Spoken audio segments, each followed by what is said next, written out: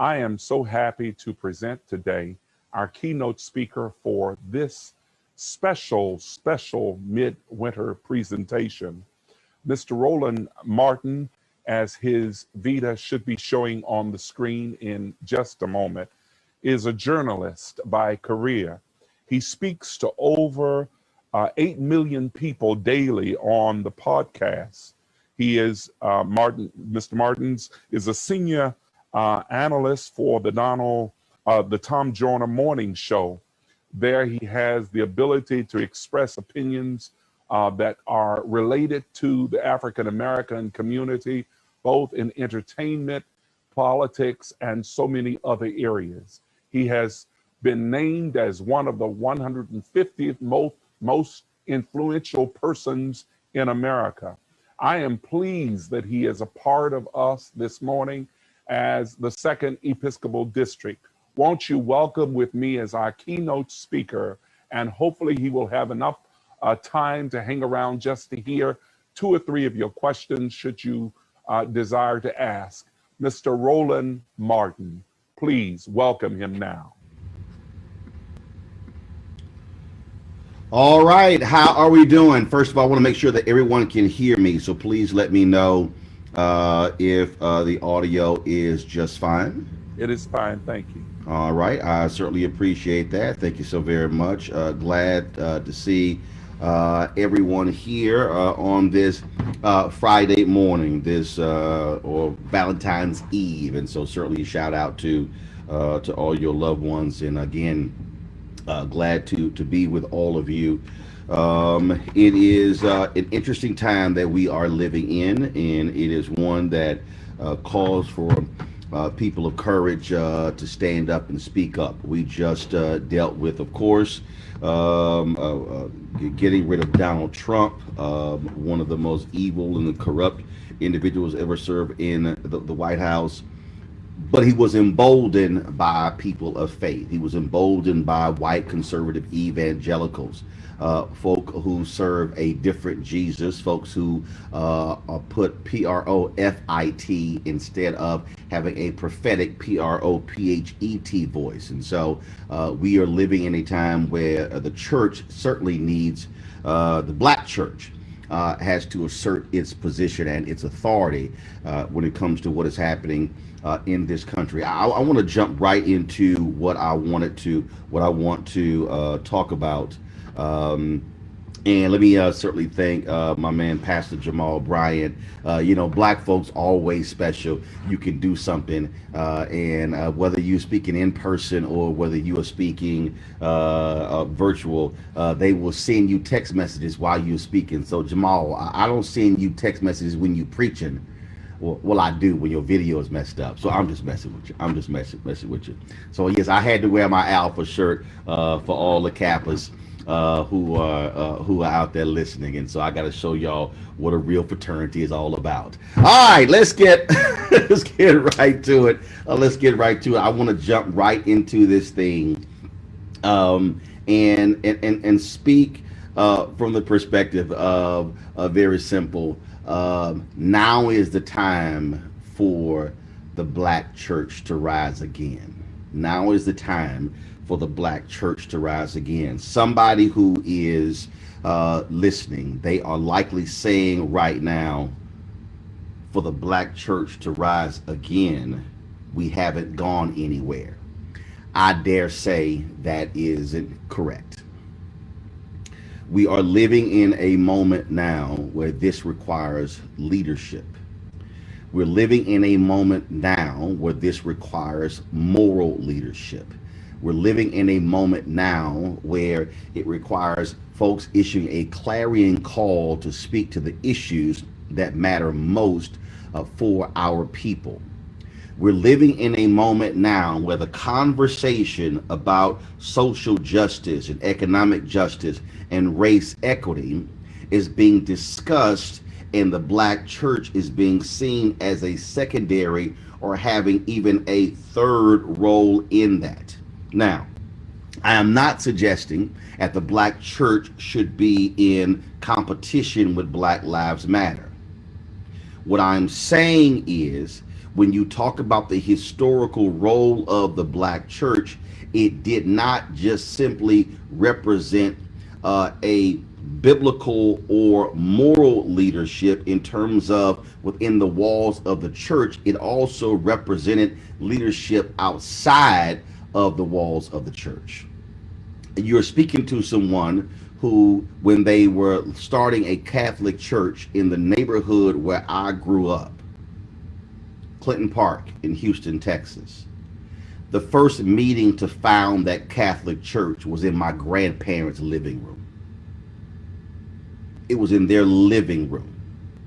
At the time, they migrated from Louisiana, and if you wanted to start a new church, what you had to do was you had to literally go to all the houses in the neighborhood, and you had to get 50 families to agree to start a church. You had to go door to door. My grandparents did that. I am married to an ordained minister, Reverend Dr. Jackie Hood Martin, ordained in the Southern Baptist Church formerly with Southern Baptist Church. Reverend Ralph Douglas West just left them. That's a church without walls in Houston, Texas. That was that. I'm a Christian author. So the foundation of my life has always been the church. But the church today, in my opinion, the Black church today, in my opinion, and I'm speaking as a collective, is operating in many ways the same way our fraternities and sororities are.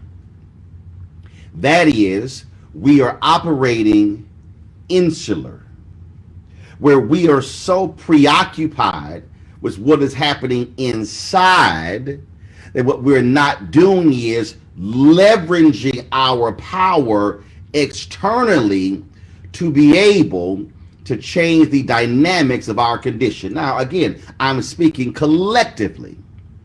There are some who are moving and operating and moving the church outside of the walls.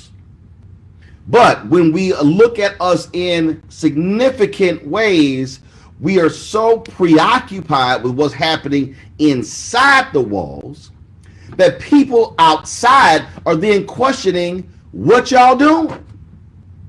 I've said to alphas and to kappas and omegas and sigmas and deltas and AKAs and zetas and sigma gamma rho and iota, I said, how is it that we have all of this collective power? We talk about the divine nine. We talk about all these members that we have, yet if black and gold and purple and gold and blue and white and crimson and cream walked into a school board meeting, into a city hall meeting, into a county commissioners meeting, folk would not know who those people were dressed the same. So I'm asking you this question. If the AME, the CME, COGIC, UMC, National Baptist Convention, Progressive National Baptist Convention, if groups of church folk showed up at City Hall, at the school board meeting, at the county commissioners meeting, at the state legislature, in Capitol Hill, would folks know who they are when they walked in? I'm gonna let that just sit right there for a second. Would they know who you are when you walked in? Will your presence represent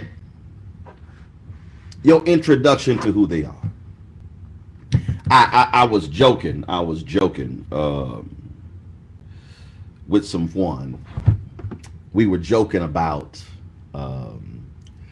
certain clothes, and I said to my friend and Jamal Bryant, appreciate this.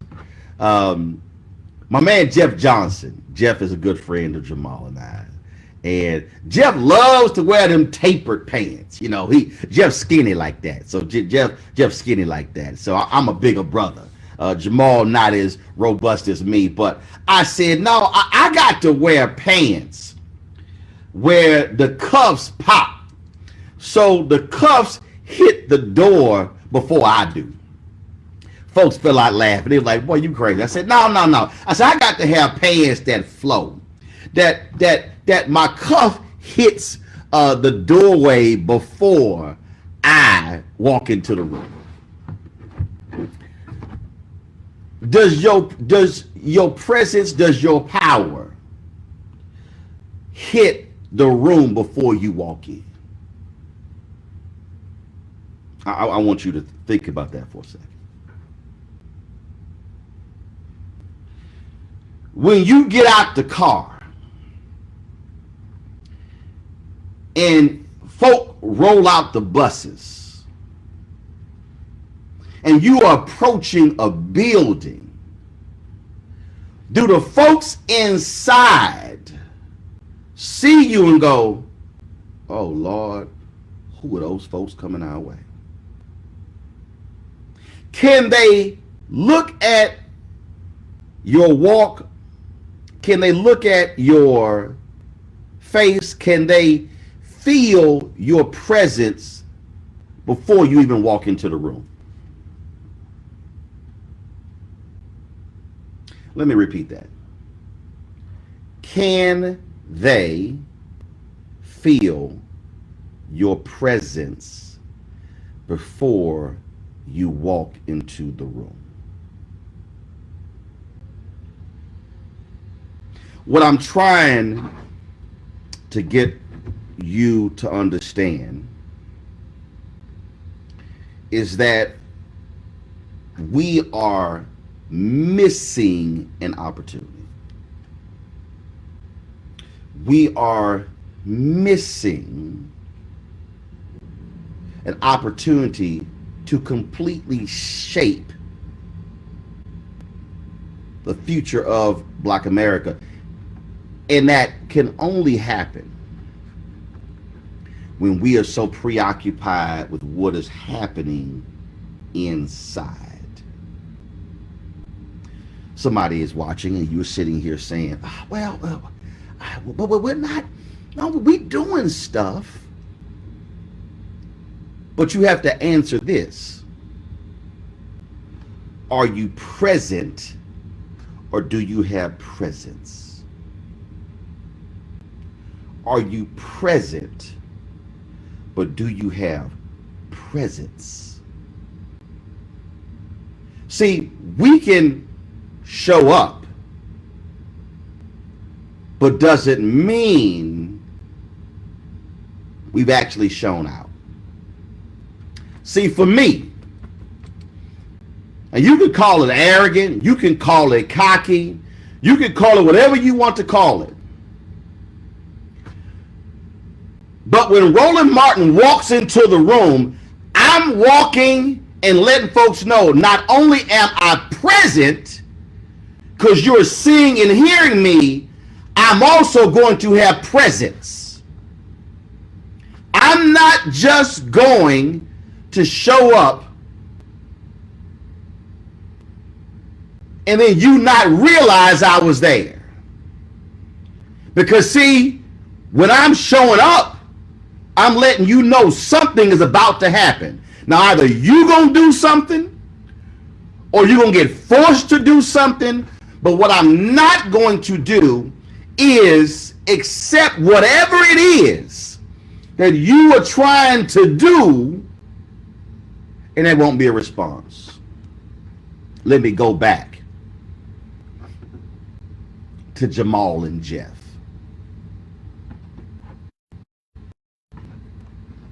The United States Senate was refusing to confirm Loretta Lynch as Attorney General. And I watched as all of these sisters walked to Capitol Hill and held news conferences and implored the Senate to confirm Loretta Lynch. Her Delta sorority sisters were marching on Capitol Hill. And I sat there, and Jeff and Jamal and myself, we were on the phone. I said, how the hell? And I'm going to go ahead and say it. I said, how in the hell are we seeing all these women marching on Capitol Hill saying confirm the first black female attorney general in U.S. history, and I don't see no men?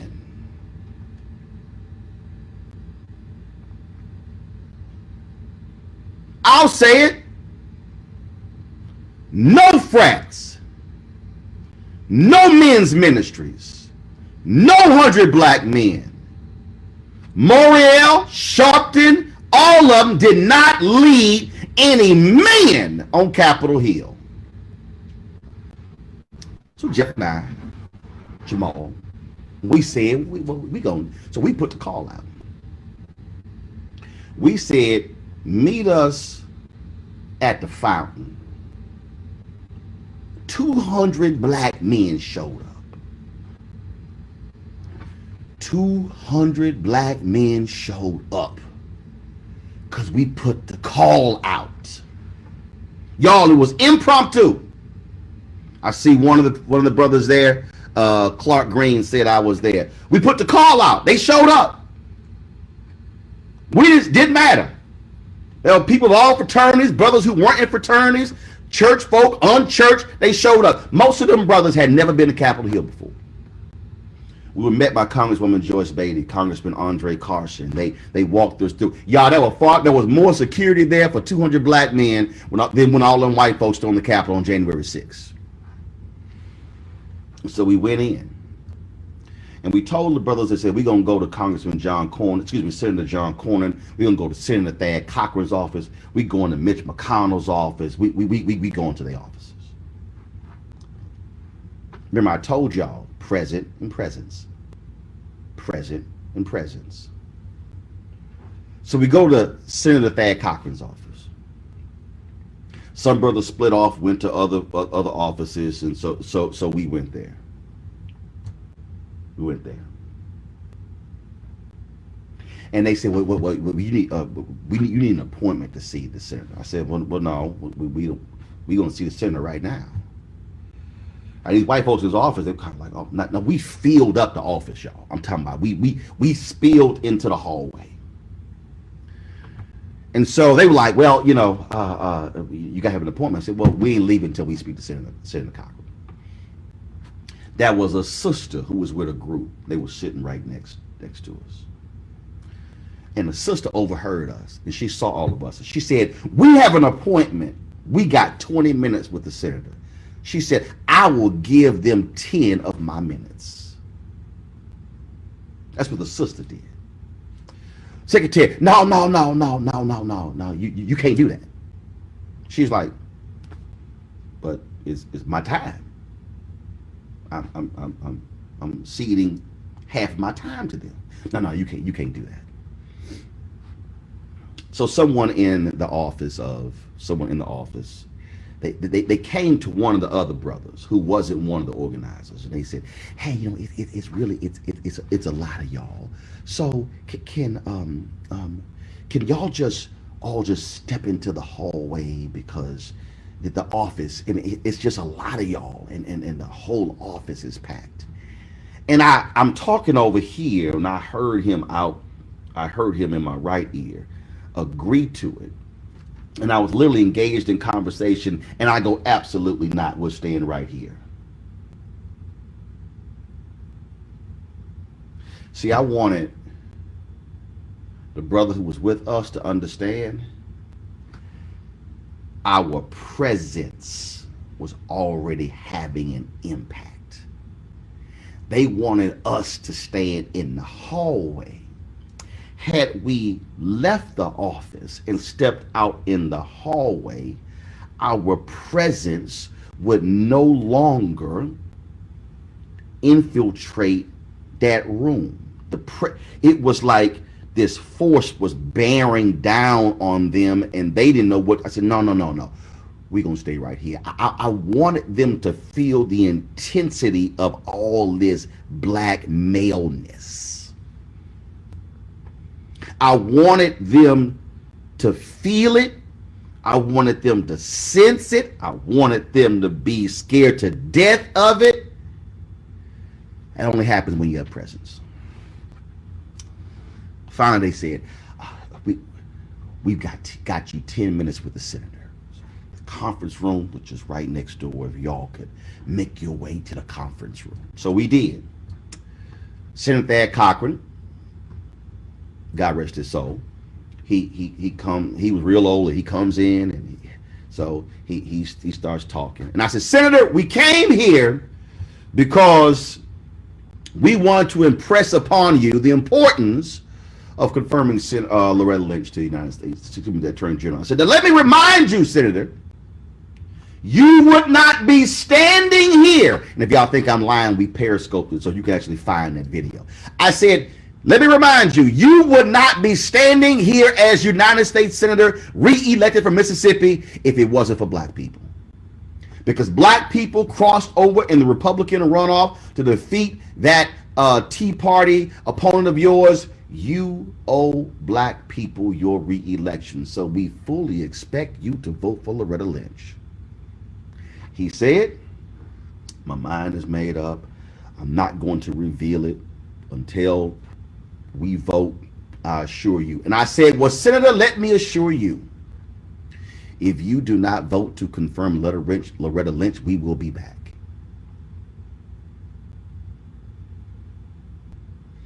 And then we left. There were brothers in that group who said, brother, I ain't never seen a black man talk to a white politician the way you did. These brothers said, man, he said, when we coming back?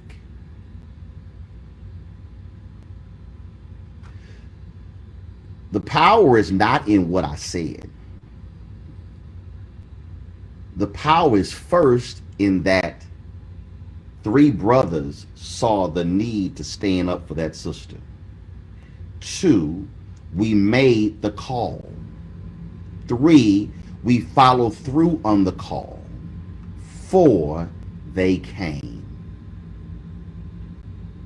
So here we are right now, dealing with a change in administration, dealing with the need to affect public policy, dealing with inequalities in the country. So the question is, where is the black church issuing that clarion call for brothers and sisters of faith to come together and go forth and go to these particular political institutions, these business institutions, and begin to make demands of the kind of change we talked about then? We right now are in a situation where, I'll give you an example for media, and I've been discussing this. 2018, Congresswoman Eleanor Holmes Norton had the General Accounting Office do a study that showed in 5 years the federal government spent $5 billion on media advertising. Black media got $51 million out of $5 billion. That's 1%. Your taxpayer money, black media got 1% out of the $5 billion. So folks ask, why can't we have black media? We need to have covering this, covering that. You can't cover nothing without resources, and you can't hire people without resources. So the question is, What is the black church saying to the federal government about the inequality when it comes to media dollars? There's a nearly $1 trillion pension fund of the federal government. Pension fund, public workers, black workers, Latino workers. What is the black church saying when it comes to the fact that very few African Americans are participating in those pension funds? So let me help y'all out when I say pension funds. Wall Street is driven largely by large investors who are what? Pension funds. Who are those pension fund people? Police officers, firefighters, teachers, public workers. That's the money that makes up the investment in America. Venture capital funds, Silicon Valley. We try to have a conversation with them. Why aren't they investing in black and brown companies? Their money comes from pension funds, which means their money comes from public workers, which means their money comes from black and brown people. Every single state in America has a pension fund, which means that white folks are building massive amounts of wealth with the dollars of black teachers and public workers who work for the city and the county and the state and the federal government. And I need to understand why every single church in this country is not putting pressure on their state pension funds to say, are you investing in black companies? Are these pension fund managers, do they have black partners? Are you using black lawyers and black bonds and black accounting firms and black law firms? That's our money. The greatest wealth in black America is held by public workers. That's pension funds. The Department of Defense has the largest budget in the federal government, more than any other agency. What about the contracts there? How are black businesses able to get these contracts? Instead, they're forced to be subcontractors. Maynard Jackson taught us about that. 1973 in Atlanta, black folks were getting 0.0012% of all Atlanta contracts. He said, no, we got to change that. We can't talk about Atlanta today and the impact of black business today if you ignore what Maynard Jackson did his first 2 terms, follow up by Andrew Young, follow up by Maynard Jackson, follow up by Bill Campbell, Shirley Franklin, Kasim Reed, Keisha Lance Bottom, which is why there's no way in the world black folks in Atlanta, especially the black church, can be silent when Keisha Lance Bottoms is running again, because you almost lost last time having a black mayor in Atlanta. The economic condition has been changed because we have had access to power and access to money. So the note that was sent to me, they wanted me to speak about social justice, but let me say this here. America ain't got no problem with us talking about mass incarceration. America has no problem with us talking about criminal justice reform. What America does not want us focusing on is the money. That is not what they want us to focus on. You don't believe me? Dr. King said it. He said in his book, Where Do We Go From Here? Chaos or Community? He said it didn't cost America much to allow us to be able to go to parks, to go into restaurants, to ride the buses on interstate travel. He said it didn't cost America much, but is America ready to write that bigger check? America had no problem with Dr. King talking about civil rights and voting rights, but when Dr. King started talking about the money, that's when it was a problem. There's a reason they filibustered the Fair Housing Act for 2 years. Voting Rights Act was signed in 1965. They filibustered. Y'all got to remember, the initial civil rights bill included all of it, presented to Kennedy in 1960. It included accommodations and voting and housing. Kennedy gets killed. LBJ says, I got to break it up. So you got civil rights in 64, voting rights act in 65. They did not want housing to be there. It was boycotted in the U.S. Senate for 2 years. It was in 1968 when Senator Edward Brooke, the first black elected to Senate since Reconstruction, actually helped broker the filibuster. It happened, but it was still filibustered in the House. King gets assassinated on April 4th, 1968. April 5th, 1968. LBJ sends a letter to the House saying, let's honor Dr. King's life by passing the bill he gave his life for, and that was then signed into law 9 days later. Why did America fight the Fair Housing Act? Because they did not want black people being able to live in their neighborhoods, because they did not want us to be able to have houses that we could then resell and then take the profits off of that and reinvest. Most Americans' wealth in this country comes from home ownership, yet today home ownership of black people is at around 42%. I'm sitting here watching all these commercials and all these companies talking about what they gonna do for social justice. I see a big old announcement from JP Morgan announcing they gonna spend $30 billion when it comes to home loans. That's your job, to give out loans to black people. How you gonna make a big announcement about how you're gonna sit here and give out $30 billion worth of home loans? That's what you're supposed to be doing. That ain't a press release. So how many of us have our bank deposits in Wells Fargo and Bank of America and JP Morgan? And how many of us are challenging them on how that money is being spent? They spending your money. I'm talking about how we must be sitting here challenging people vertically and horizontally. I'm talking about when we go to the table, and let me be real clear. When I say go to the table, I say go to the table representing the interests of black people. I'm the Vice President Digital for the National Association of Black Journalists. When I go to the table and meet with folks, I emphasize the B in NABJ. I ain't got no problem with other folk. We can sit here and talk. We can deal with Latinos and Asians and Native Americans. I'm going to deal with that after I deal with black people.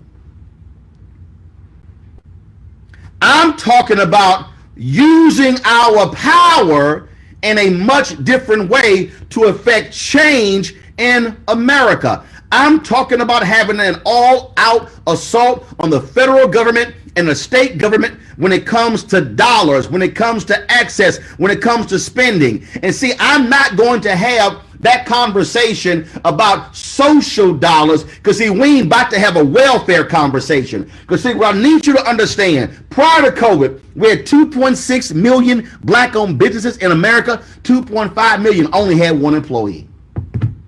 That means 100,000 African-American businesses had more than one employee, doing an average revenue of $2.6 million of $54,000 in revenue. Y'all, come on. 7 years ago, we had 1.9 million black-owned businesses. They were doing an average revenue of $110,000. So here we added, pre-COVID, 700,000 new black-owned businesses, and the revenue got cut in half. Our issue is not we need more black-owned businesses. Our issue is we need black businesses with capital, with capacity that can grow. When I launched Roland Martin Unfiltered, the day I launched, I was in the top 5% of black-owned businesses because I had 7 employees. I'm building this platform because I'm not about to keep asking CNN, MSNBC, Fox News, ABC, CBS, please, can y'all please cover us? Oh my Lord, thank you so much for bringing your cameras out. No, I talk about black folks every single day, 5 days a week, live stream 7 days a week. Why? Because I don't have to ask anybody's opinion to do so. When I went down to Georgia to help Raphael Warnock and John Ossoff, I didn't ask nobody, could I? I asked myself because I own it. We got to where we are because we use the power of ownership. We leverage the power of the black church. We leverage the authority of the black pulpit. We supported black newspapers and black banks and black hotels. And there's no way there's a future forward for black America if we continue to beg for white validation, hoping they gonna do right. I'm gonna close this in 3 minutes. This is very simple.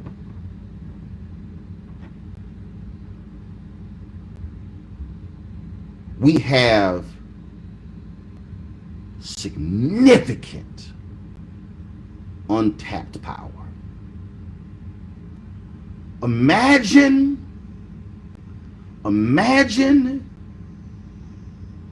if Moses never used the power God granted him. Imagine if Elijah never used the power that God granted him. Imagine if Nehemiah never visited the wall that crumbled and then gave the orders to where we were going to move forward. If Nehemiah didn't, the people would have never said, let us rebuild. Ella Baker and Dr. King clashed because Ella Baker believed in the power was pulpit to pew.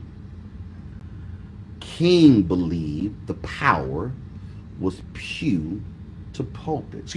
Was pulpit to pew. Ella Baker believed it was pew to pulpit. King, pulpit, pew.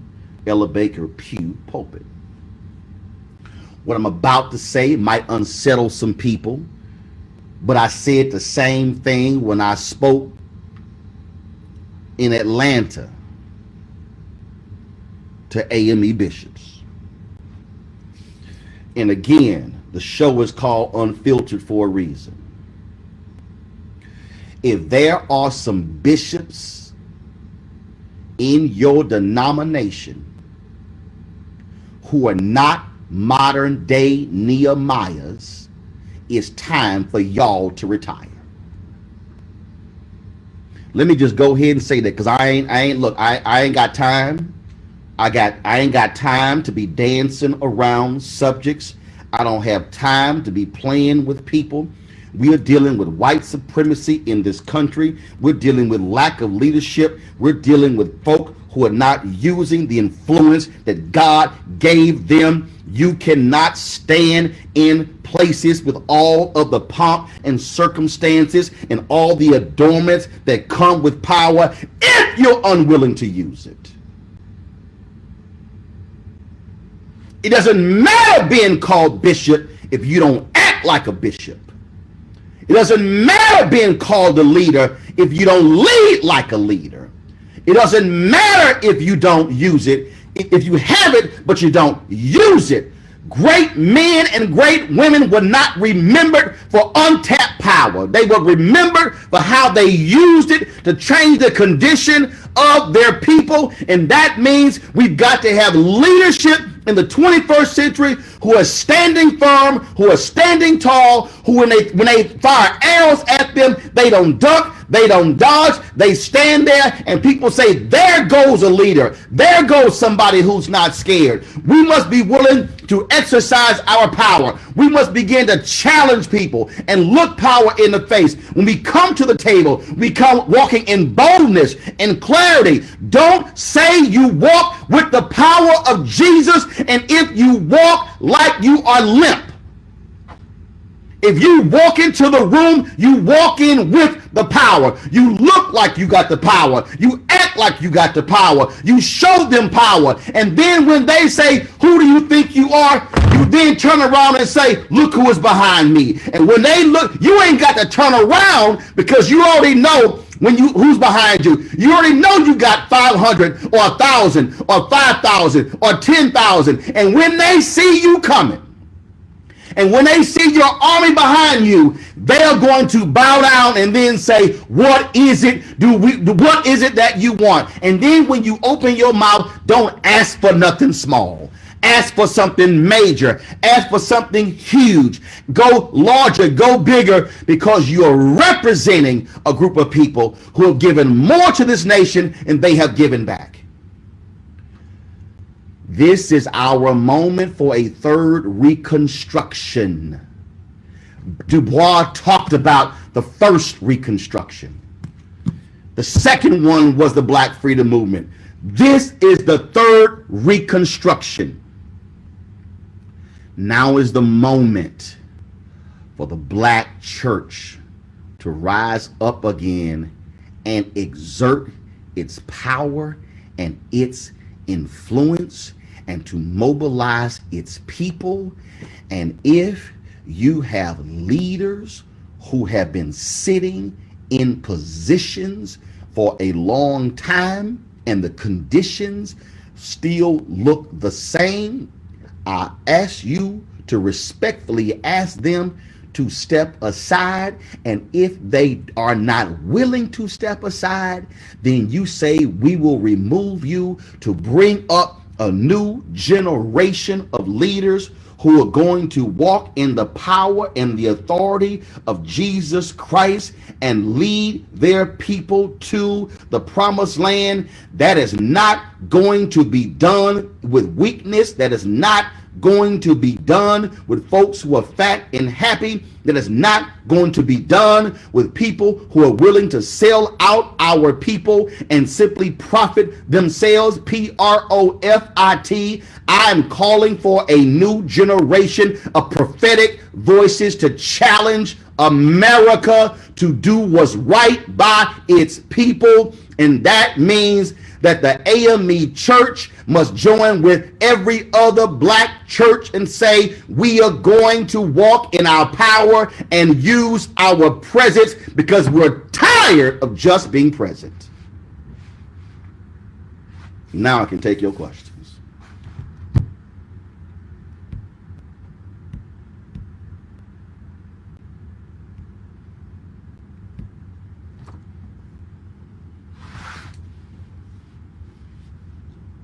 Quickly. Martin, if there are questions now, we will entertain 3 of them for time's sake. If there are questions, who's asking them this time? I think Dr. Bridget Gloucester, Dr. Gloucester or Ms. McNair, are there questions? Yeah, I see questions right here. Answer the question. We're going to let her ask them. Okay. And then you will answer them for. Okay, got it. Okay, got you. Go ahead. Continuing to distinguish ourselves as the Black church, bring about unity in our society, or continue to promote separation and segregation? No, it is what it is. Look, Donald Trump had no problem communicating with the white church. Now, the media didn't call the white church, but it was the white church. It was their white slaveholder religion they were leading. So no, it's not promoting that. Here's the deal: Black folks got to be tired of being scared of black. Again, it is what it is. So my deal is, you walk in your authority. I wouldn't be scared to call it the Black church because, again, first of all, calling it the Black church separates you from the nonsense of these white conservative evangelicals. And so absolutely, walk in your power. The Black church, I'm a member of the Black media, Black owned media. I ain't afraid to say it. I'm not afraid of my blackness. When they see A Phi A, I let them know who we are. When they see Sigma Pi Phi Boule, I let them know who we are. When they see the Masons, I let them know who we are. We got to learn to walk in our power. All right, next question. Ms. McNair? Yes, there were some other questions, but I don't know where they went. They're not here right now. If you will re-answer. Actually, I saw one of the questions before it disappeared, and one of the questions was specifically about this agenda for Black America. Here's one of the greatest mistakes we make. We get together and we come up with these 30, 40, 50 plans that we're going to do. No, throw that out the window. You should have 3 priorities. You should have 3 fundamental priorities that you are focused on for the next 365 days. And then what you should do is, and then you should say, this is what how we're going to work. So if you declare that we're going to focus on economic justice, that means that on the national level, the AME says we're going to be dealing with the federal government when it comes to the procurement dollars. That's first. Then we're going to be dealing with these major corporations on their spending in every single category. And let me be real clear. I ain't talking about buying tables at a banquet or the NAACP or the Urban League. I'm talking about the billions that they spend. Then what you do is you then have your regional and your state leadership focus on in their particular places. Then you have your churches in cities focus on the same thing in the city and the county. So now what should happen, and a year later, you should be able to go back and say, this is how we were able to impact this. We were here and we were able to increase black spend with all these different people to the tune of 2, 3, 5, 10 billion or whatever it is. And so strip away the 30 different things, come up with 3 pillars, and then have your folks then build from there. All right, we have time for one more question, if there is one. Do you see it, Ms. McNair? Yes. Mr. Martin, is it Yep. possible the new reconstruction may cause more division in the black church and promote the black church? Say it again. Is it that the new reconstruction may cause more division in the black church than promote the black church? How? They seemed afraid to move. Unfortunately, there needs to be more unification for us to grow. No. Okay, hold up, please, y'all. Listen to me. Listen to me, please. There has never been in the history of any movement where everybody agreed. Show me any movement, take your time, that started where everybody agreed, where there was unity. No. Our problem is not unity. Our problem is leadership. What we do is we waiting for the mass meeting. Well, if we can get, this is what we do. If we get all the stakeholders come together and then we can all agree. Show me when that happened. All these folks who said they marched with King, most of them lying. They weren't there. They lying. Very simple, y'all. The Montgomery bus boycott. Please understand this. The Montgomery bus boycott was a 1-day boycott. 50,000 black people didn't get on buses. They then said, let's do 5. After the 5th day, they said, let's let it continue. It was never planned to go 381 days. What we do is we want to have the big meeting. I ain't having a big meeting. My deal is you issue the clarion call. Whoever shows up, that's who you work with. What I am describing for you works on the local level, the state level, the regional level, national level. My parents were part of a group called our Clinton Park Civic Club, where I grew up, that would hate us. And again, I'm using Nehemiah as the basis of this, y'all. It parallels. People said, man, what y'all doing? Y'all can't get nothing done. You know what they did? They kept meeting. By 6, 7 of them, they kept meeting. They invited about 100 people. No, they didn't want to come. So the 6 and 7 went ahead and met. So they sat here and they met. And they said, we're gonna have a cleanup. We're gonna clean up our one street next month. Then the next month we're gonna do this here. Then the next month, and then they built it. They were like, well, what else we can do? You know, we need to get these overgrown lots torn down. Then we need to go ahead and get this done. Then that thing built where they say, you know what? We need to get our park refurbished. So where that money come from? Oh, a bond initiative. So we're gonna go press our city council for a bond initiative. Then they said we need some new parks. We need some new sidewalks. We need some new sewer systems. We need some new street lights. We want to turn that old firehouse into a senior citizen center. Y'all, that thing all started with 6, 7 people. They went door to door, and the haters like, man, y'all can't do it. You know what they said? Keep building. That's Nehemiah, read chapter 2, 3, and 4. Nehemiah said, keep building. And then the haters said, y'all can't build this. That's what they said to my parents. They said, okay, y'all keep building. And then when the haters said, well, no, they making progress. Nehemiah said, keep one hand on your weapon, keep the other hand building. The point is, you have to start somewhere. forget this idea of unity. Do you know what's the best way to create unity? Is for them to see success. So what you think is going to happen if the AME church says, come on, let's meet, and most of them don't show up, and y'all meet, and y'all create those 3 pillars, and then y'all get to work? You know what's going to happen? They're going to see what y'all doing, and they're going to say, can we come to the next meeting? Y'all can say, sure. Now, we ain't slowing down for you to catch up, but you can come to the next meeting. Can we join y'all? Sure. Can we join y'all? Sure. Come on. See, that's how you build. We lose when we wait for total buy-in. Total buy-in will never happen. All you got to do is just start.